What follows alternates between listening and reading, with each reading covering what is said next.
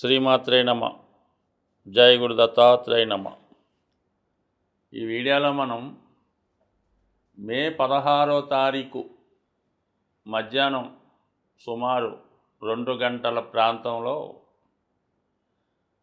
కుంభరాశిలోకి మారుతున్నటువంటి రాహుగ్రహ ప్రభావం ఏ విధంగా ఉండబోతుంది అని పరిశీలించినప్పుడు మరి సుమారుగా 18 నెలల తర్వాత గ్రహం ఈ రాహుగ్రహం మారడం జరుగుతూ ఉంటుంది. అంటే 18 నెలలకు ఒకసారి రాహు మారుతూ ఉంటాడు. ఆ ప్రయత్నంలో కుంభరాశిలోకి రావడం జరిగింది. అంటే కుంభరాశిలో రాహు మారిన టైంకి ఎటువంటి గ్రహాలు లేవు. ఆ కారణం వల్ల రాహు స్వతంత్రంగా తన ఫలితాన్ని ఇవ్వడం జరుగుతూ ఉంటుంది. అలాగే కుంభరాశి కూడా మరి రాహుకి స్వక్షేత్రం అవటం వల్ల స్వక్షేత్రంలో చేరినటువంటి రాహువు చాలా వరకు మరి స్వతంత్ర ఫలితాలు ఇవ్వడం జరుగుతూ ఉంటుంది. అయితే అప్పటికే మిథున రాశిలో చేరి ఉన్నటువంటి గురువు భాగ్య దృష్టితో రాహుని చూడటం జరుగుతూ ఉంది. రాహు మరి గురు దృష్టి శుభగ్రహ దృష్టి పట్టడం వల్ల జాతకుడికి కొన్ని శుభ ఫలితాలు ఇవ్వడం జరుగుతూ ఉంటుంది. సింహరాశి వారికి సప్తమ స్థానంలోకి వచ్చినటువంటి రాహు, అంటే సప్తమం అన్నది భార్యాభర్తల మధ్య ఉన్నటువంటి సంబంధాలు, అలాగే వివాహం, ఎఫైర్సు, మనం పబ్లిక్తో ఏ విధంగా వ్యవహరిస్తాం అన్నది, అలాగే మీ వ్యాపార లావాదేవీల్లో మీరు ఎవరితో కస్టమర్స్గా మీకు ఉంటారో, క్లయింట్స్ ఉంటారో వాళ్ళంతా కూడా సప్తమ భావంలో ఉన్నటువంటి గ్రహాన్ని బట్టి తెలుసుకోవడం జరుగుతూ ఉంటుంది. దీనికన్నా సింహరాశి వారికి ఏమైందంటే సప్తమంలోకి వచ్చినటువంటి రాహు అదే టైంలో రాశిలో ప్రవేశించినటువంటి కేతువు. సో ఈ కారణం వల్ల చాలా నిడారంబరంగా చాలా సింపుల్గా ఈ సింహరాశి వారు మారే అవకాశం ఉన్నది. వారి ఆలోచన విధానంలో చాలా మార్పు వస్తుంది. ఆధ్యాత్మిక చింతన పెరుగుతూ ఉంటుంది. అంటే ఏదైనా మీరు ఆలోచించే ముందు హృదయంతో ఆలోచించి నిర్ణయం తీసుకోవడం జరుగుతూ ఉంటుంది. అంటే ఇక్కడ టెక్నికల్గా రాహు కేతువు ఇద్దరు ఒకే వ్యక్తి. ఈ మరి మీకు అందరికీ తెలిసిందే, రాహు మొండింగా రాహు మారితే, అంటే తలగా రాహు మారితే మిగతా తోక భాగం అంతా కేతువు. అంటే కేతువుకి తల ఉండదు, కేవలం హృదయం మాత్రమే ఉంటుంది. అందుకని హృదయంతో ఆలోచిస్తూ ఉంటారు ఈ రాశివారు. చాలా ఆకర్షణంగా దైవ చింతన కలిగి నిడారంబరంగా ఉండే అవకాశం ఉంది. దీనికి ఆపోజిట్గా సప్తమం కాబట్టి మీ జీవిత భాగస్వామి యొక్క ఆలోచనలో మార్పు రావడం జరుగుతుంది. అంటే ఇది స్త్రీ జాతకం అయితే భర్త జాతకంలో మార్పు వస్తుంది. ఇది అబ్బాయి జాతకం అయితే భార్య జాతకంలో మార్పు రావడం జరుగుతుంది. వాళ్ళు విశేషమైనటువంటి కోరికలు పెరుగుతాయి. ప్రపంచంలో ఉన్నటువంటి సౌకర్యాలన్నీ వారికే కావాలని కోరుకుంటూ ఉంటారు. ప్రతి విషయాన్ని కూడా జాతకుడిని వేధించడం, నిందించడం జరుగుతూ ఉంటుంది. అంటే కేతు రాశిలో ఉండడం వల్ల చాలా నిర్లిప్తగా, చాలా సింపుల్గా రాజీ ధోరణిలో ఈ సింహరాశి వారు ఉంటే, భార్య లేదా భర్త విశేషమైనటువంటి గ్రీటీగా, ఆశగా జాతకుడిని విమర్శిస్తూ చిన్నగా చూడడం జరుగుతూ ఉంటుంది. అలాగే జాతకుడి యొక్క వివాహ జీవితంలో కొన్ని మార్పులు, అంటే టెంపరీ ఎడబాటు రావచ్చు. టెంపరీగా జాతకుడు బ్రహ్మచర్యాన్ని పాటించి ఈ వైవాహిక జీవితానికి సంబంధించినటువంటి సుఖానికి దూరంగా ఉండడం కూడా జరుగుతూ ఉంటుంది. అయితే అదృష్టవశాత్తు ఈ రాశిలో ఎవరైతే వివాహం కొరకు ఎదురు చూస్తున్నారో వారికి చాలా వరకు వివాహానికి అనుకూలత ఏర్పడుతుంది.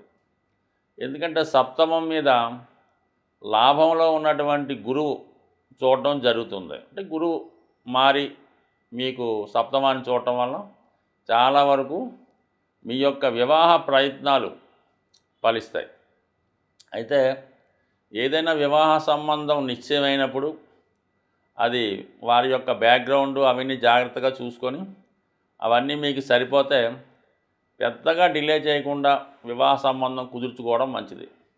ఏమాత్రం లేట్ చేసినా మళ్ళా ఆ వచ్చిన సంబంధం వెనక్కిపోయే అవకాశం ఉంటుంది. కాబట్టి చాలా వరకు ఈ విషయంలో జాగ్రత్త వహించండి.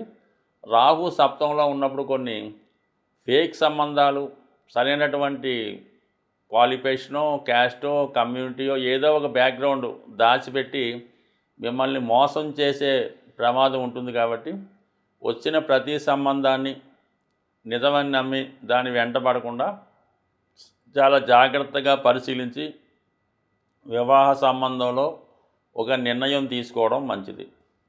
అయితే మీకు విదేశంలో ఉద్యోగం చేస్తున్నటువంటి భర్త లేదా భార్య రావడం జరుగుతుంది. అలాగే కాబోయే జీవిత భాగస్వామి విశేషమైనటువంటి ఆర్థిక స్థితిని కలిగి ఉంటారు. అంటే బాగా లక్షల్లో జీతం ఉండొచ్చు, మంచి బ్యాక్గ్రౌండ్ ఉండొచ్చు. ఎందుకంటే సప్తంలో ఉన్నటువంటి రాహు లాభాన్ని వీక్షిస్తే అక్కడ గురుగ్రహం ఉండడం జరిగింది. ఈ రెండు గ్రహాలు మీకు లాభస్థానంలో ఉండడం వల్ల ఈ సమయంలో మీకు జరిగే వివాహం మీ జీవితాన్ని సెటిల్ చేసే విధంగా, మీ ఆర్థిక స్థితిని అనేక రెట్లు పెంచే విధంగా ఉంటుంది. గురువు ఫలితాలు కూడా కొంతవరకు రాహు ఇచ్చే ఫలితాల్లో కలిపి ఇవ్వడం జరుగుతూ ఉంటుంది. అది ఏ విధంగా ఒకసారి చెప్పడం జరుగుతుంది. మరి ప్రస్తుతం రాహు యొక్క కారకత్వాలు, రాహు ఏంటంటే మరి తల యొక్క భాగం, సరే కేతువు మొండం కాబట్టి రాహు ఆకాశం నుంచి అంటే పైనుంచి కింద ఉన్నటువంటి ప్రపంచాన్ని చూడడం జరుగుతుంటుంది. అంటే మానవాళ్ళని, ఇక్కడ ఉన్నటువంటి పరిస్థితులు, ఇక్కడ ఉన్నటువంటి లగ్జరీసు, భోగాలు, వైభోగాలు అన్నీ చూస్తూ ఉంటాడు. అన్నీ తనకు కావాలని కోరుకున్నటువంటి గ్రహం రాహుగ్రహం. అత్యంత ఆశ కలిగినటువంటి గ్రహం. అలాగే అత్యంత శుభగ్రహం కూడా చెప్పొచ్చు కొన్ని సందర్భాల్లో. మరి సంతానాన్ని ఇచ్చే అధికారం రాహుకు ఉంటుంది. అలాగే వివాహం చేసే అధికారం ఉంటుంది, సంపదనిచ్చే అధికారం ఉంటుంది. బట్ కానీ ఏదైనా తను ఇచ్చే దాంట్లో కొద్దిగా అవినీతి, అక్రమం ఉంటుందన్నమాట. ఏది కూడా చట్టానికి లోబడి ఇవ్వడం జరగదు. అంటే అర్హత లేని వాడికి విశేషంగా ధనం ఇస్తూ ఉంటాడు. అలాగే ధనం సంపాదించే విషయంలో ఎటువంటి న్యాయ విచక్షణ లేకుండా ధనం సంపాదించడం జరుగుతూ ఉంటుంది.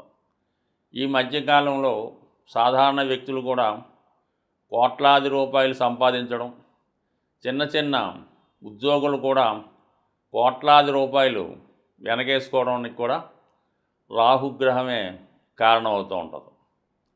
అయితే రాహు జాతకంలో ఏ గ్రహంతో కలిస్తే ఏ భావంలో ఉంటే ఆ భావ ఫలితాలు ఇవ్వడం జరుగుతూ ఉంటుంది. రాహు శుక్రగ్రహంతో కలిసినప్పుడు జాతకుడు విశేషమైనటువంటి శృంగార జీవితాన్ని, భోగాల్ని, వైభోగాల్ని, అలాగే ఖరీదైన జీవితాన్ని అనుభవిస్తూ ఉంటాడు. అలాగే ఖరీదైనటువంటి అలవాట్లు కూడా ఉంటాయి. అదే బుధగ్రహం ఉన్నప్పుడు విశేషంగా వ్యాపారంలో కోట్లు ఆర్జిస్తూ ఉంటారు. అంటే అక్రమం ద్వారా ఫేక్ నోట్లు అవ్వచ్చు, లేదంటే ఫేక్ డాక్యుమెంట్స్ అవ్వచ్చు, లేనిది ఉన్నట్టు సృష్టించవచ్చు, అకౌంట్లు తారుమారు చేయొచ్చు. ఈ విధంగా కృత్రిమమైనటువంటి సంపద సృష్టించడం జరుగుతూ ఉంటుంది. సోకాల్డ్గా అందరికీ తెలుసు, గురువుతో కలిసినప్పుడు ఏర్పడే గురుచండాల యోగం ఇది ఎక్కువగా విద్యార్థుల మీద ప్రభావం చూపుతూ ఉంటుంది. సులువుగా కొన్ని క్వశ్చన్లు రాసి పాస్ అయిపోవడం, అలాగే బ్యాక్ డోర్ ద్వారా ఈ పరీక్షా కేంద్రాల్లో వాళ్ళకి వీళ్ళకి మేనేజ్ చేసి పాస్ అయిపోవడం, ఇలా కూడా జరుగుతూ ఉంటుంది. గురువుల్ని ఇబ్బంది పెట్టడం కూడా, అంటే అనేక గంటలు చెప్పచ్చు ఈ విషయం గురించి, బట్ సింపుల్గా చెప్పాలంటే ఇది. అయితే రాహువు శని కలిసినప్పుడు మాత్రం చాలా గొప్ప పెద్ద పెద్ద సంస్థల్లో పారిశ్రామిక రంగంలో ఉపాధి కల్పిస్తూ ఉంటాడు. ఇప్పుడున్నటువంటి సాఫ్ట్వేర్ రంగం అయితేనే, సినిమా రంగంలో అభివృద్ధికి ఈ శని రాహులే కారణం అవుతూ ఉంటాడు. ఎవరి జాతకంలో అయినా శని రాహులు కలిసి ఉంటే వాడి జీవితంలో చిన్న స్థాయి నుంచి అత్యున్నత స్థాయికి వెళ్ళే అవకాశాలు రావడం జరుగుతూ ఉంటుంది. అది కష్టపడి సంపాదించడం జరుగుతూ ఉంటుంది. ఇది గొప్ప యోగం మాట. చాలా వరకు ఇది జాతకంలో ఉండాలని కోరుకోవాలి. అలాగే ఏంటంటే శుక్ర రాహులు ఉండడం కూడా ఎలాగైతేనే జీవితంలో చక్కగా అనుభవిస్తారు. ఇంకా అందరికీ తెలుసు, రవి చంద్రులతో రాహు ఉన్నప్పుడు అది ఒక గ్రహణ యోగంగా ఏర్పడి జాతకుడి యొక్క మంచితనాన్ని మరుగున పెడుతుంది. పిల్లల వాళ్ళని ఇబ్బంది పడుతుంటారు. బట్ ఏదైనప్పుడు కూడా ఏ గ్రహం ఫలితం ఇచ్చినా ఇవ్వకపోయినా రాహు మాత్రం కంపల్సరీగా ఫలితం ఇవ్వడం జరుగుతుంది. ఇప్పుడు వచ్చినటువంటి ఈ గ్రహస్థితి ఇంచుమించుగా గ్రహాలన్నీ కూడా రాహు కేతువుల మధ్య ఏర్పడి ఒక విధమైనటువంటి కాలసర్ప దోషం లాంటి దోషం ఏర్పడింది. అయితే చంద్రగ్రహం బయట ఉండడం జరిగింది. మళ్ళీ కొన్ని రోజుల్లో చంద్రుడు కూడా ఈ గ్రూపులో చేరడం జరుగుతుంటుంది. కాబట్టి మరి ఈ సమయంలో జన్మించిన వారి మీద కూడా ఈ గ్రహ ప్రభావం, ఈ రాహుకేతు ప్రభావం ఎక్కువగా ఉంటుంది. కాబట్టి సో ఏదైనా ఈ రాహుకేతువులు ఎంత శుభాన్ని ఇస్తాయో అంత ఇబ్బందిని కూడా పెడుతుంటాయి. అది జాతకుడు తనను తాను ఉపయోగించుకొని గ్రహాల్ని ఏ విధంగా సంతృప్తిపరచాలో, ఏ విధంగా నడిస్తే శుభ ఫలితాలు ఇస్తాయో తెలుసుకొని గ్రహాలకు అనుగుణంగా జాతకుడు నడిచినప్పుడు మరి గొప్ప ఉన్నత స్థాయికి జాతకులు వెళ్ళడం జరుగుతూ ఉంటుంది. గ్రహాల యొక్క స్థితి మనకి అనుకూలంగా లేనప్పుడు ఆ గ్రహాలకి పరిహారం చేసుకోవడం వల్ల ఆ గ్రహాల మంచి ఫలితాలు మాత్రం మనం పొంది చెడు ఫలితాలని దూరం చేసే విధంగా జరుగుతూ ఉంటాయి.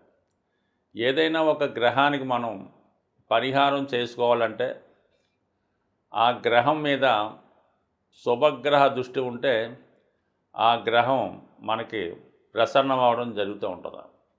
అదృష్టవశాత్తు రాహుగ్రహం మీద గురువు యొక్క దృష్టి ఉండడం వల్ల కంపల్సరిగా మీరు రాహుగ్రహానికి చేసే పరిహారాలు మీకు మంచి ఫలితాన్ని ఇవ్వడం జరుగుతూ ఉంటాయి.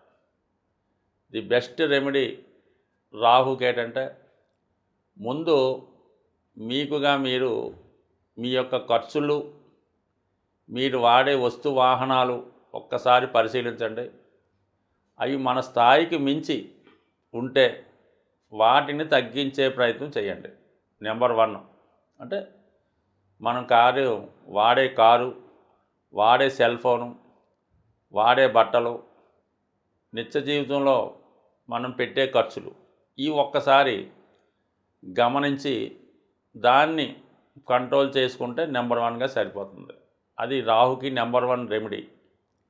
దాని తర్వాత ఎవరైతే మీ ఫ్రెండ్ సర్కిల్లో మిమ్మల్ని ఉపయోగించుకుంటూ వాడి యొక్క అవసరాలు తీర్చుకుంటూ ఉంటాడు, ఏదో క్రికెట్ మ్యాచ్కి వెళ్తూ ఉంటాడు, లేదంటే గోవా వెళ్తూ ఉంటాడు, క్యాసినో ఆడుతూ ఉంటాడు, జాగ్రత్తగా గమనించండి. అటువంటి వాళ్ళని ముందు దూరం పెట్టే ప్రయత్నం చేయండి. మీకు అవకాశం ఉంటే వాడిని మార్చే ప్రయత్నం చేయండి. అంటే మీరు మంచి దారిలోకి వాడిని తెచ్చుకొని వాడిని ఆ వ్యసనాల నుంచి బయటపెడితే దాన్ని బట్టి మీరు కూడా అంటే ఎంత మనం మానేద్దామన్నా ఏదో ఒక బలహీన క్షణంలో వాడు ఏదో గోవా వెళ్తూ ఉంటాడు, కంపల్సరీగా వెళ్ళడం జరుగుతూ ఉంటుంది. అందువల్ల ఈ 2 ముందు తగ్గించుకోండి. దాని తర్వాత మెయిన్గా రాహుగ్రహానికి అమ్మవారు అంటే దశ మహావిద్యలు, ప్రత్యంగర చాలా అనేక రకాలు ఉంటాయి. బట్ కానీ అందరికీ అనుకూలమైనది కనకదుర్గ అమ్మవారు. ఆ అమ్మవారికి మీరు ప్రతి శుక్రవారం విధి విధానంగా దర్శించుకొని అవసరమైతే అమ్మవారికి ఒక నిమ్మకాయల దండ, కుంకుమర్చన, రాహుకాల దీపం అంటే మంగళవారం కానీ శుక్రవారం కానీ ఇంపార్టెంట్ అన్నమాట. మంగళవారం అయితే 3 to 4:30, శుక్రవారం అయితే 10:30, 12 ఈ టైంలో రాహుకాల దీపం వెలిగించడం. మరి మగవారైతే రాహుకాలంలో ముఖ్యమైన కార్యక్రమాలు ప్రారంభించుకోకూడదు. అది కొంచెం జాగ్రత్తగా గమనిస్తే సరిపోతుంది. అలాగే ఎక్కువగా ఏదైనా మరి ఈ వాయుతత్వ రాశిలో రాహు ప్రవేశించాడు కాబట్టి విధి విధానంగా మీరు అమ్మవారికి హోమం చేయడం ద్వారా కానీ హోమంలో పాల్గొనడం వల్ల కానీ కంపల్సరీగా రాహు ప్రసన్నం అవడం జరుగుతుంది. అంటే గురు దృష్టి కూడా ఉంది కాబట్టి గురువు యొక్క స్ట్రెంత్ను కూడా పెంచుకోవచ్చు. గురువు బలాన్ని పెంచుకోవాలంటే ఏకైక మార్గం ఏంటంటే దక్షిణామూర్తి, దత్తాత్రేయుడు, మీకు విద్య నేర్పిన గురువు.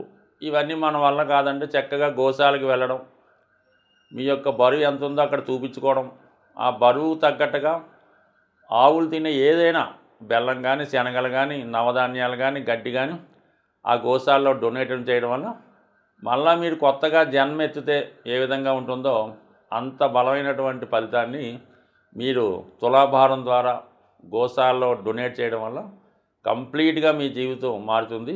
అది రాహుకే కాదు, మీరు ఎటువంటి దీర్ఘకాలిక అనారోగ్య సమస్యలతో బాధపడుతున్నా, లేదా ప్రాబ్లమ్స్ ఉన్నా, విభేదాలు ఉన్నా, వివాహం జరగకపోయినా మరి ఆ గ్రహం ఏదో చూసి ఆ గ్రహానికి సంబంధించిన వస్తువు తులాభారంగా గోశాలలో ఇవ్వడం వల్ల అతి శీఘ్రంగా మీకు ఫలితం వచ్చే అవకాశం ఉంది. స్వస్తి.